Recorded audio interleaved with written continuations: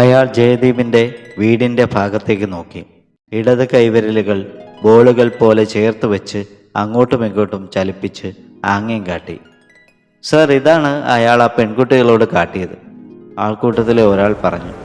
ആ താടിക്കാരൻ്റെ കണ്ണിൽ നോക്കിയ ശ്രീപദിന് പെട്ടെന്ന് ഒരു ആശയം തോന്നി. ഓ, അപ്പോൾ ഇതാണ് ആ അശ്ലീലമല്ലേ? ശരി, ഞാൻ ഇയാളെ ഒന്ന് ചോദ്യം ചെയ്യട്ടെ. അങ്ങനെ പറഞ്ഞ് ശ്രീപദ് അയാളെ ജീപ്പിൽ കയറ്റി പോലീസ് സ്റ്റേഷനിലേക്ക് പോയി.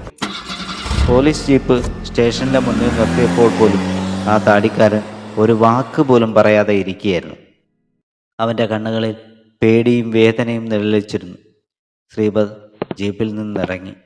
അവനെ അകത്തേക്ക് കൊണ്ടുപോകാൻ കോൺസ്റ്റബിൾക്ക് സൂചന നൽകി. ഇവനെ ലോക്കപ്പിലിടണ്ട, ആദ്യം ഞാൻ സംസാരിക്കാം, അയാൾ ഉറച്ച സ്വരത്തിൽ പറഞ്ഞു.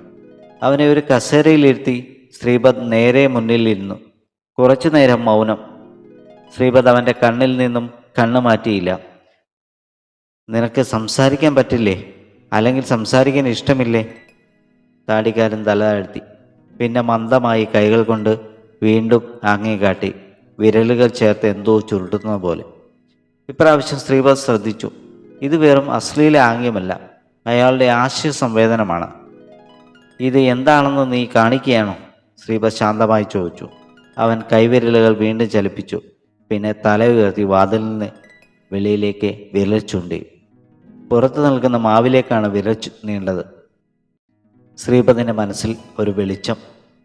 അവിടെ ജയദേവിൻ്റെ വീടിൻ്റെ മുന്നിലും അവൻ മാവിൻ്റെ മുകളിലേക്കല്ലേ വിരൽ ചൂണ്ടിയത്? എന്തോ അസ്വാഭാവികത ആ മാവിനെ ചുറ്റിയുണ്ടോ?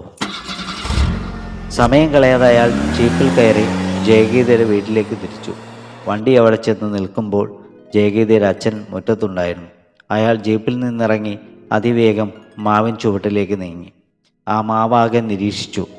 ജയഗീതയുടെ അച്ഛൻ ചോദിച്ചു, എന്താ മോനെ സംഭവിച്ചത്? ഒന്നുമില്ല അച്ഛ, ചില സംശയങ്ങൾ. ഈ മാവിൻ്റെ വീട് മുട്ടി നിൽക്കുന്ന ശിഖരങ്ങൾ മുറിക്കാത്തതെന്താ? മോള് സമ്മതിക്കില്ലായിരുന്നു.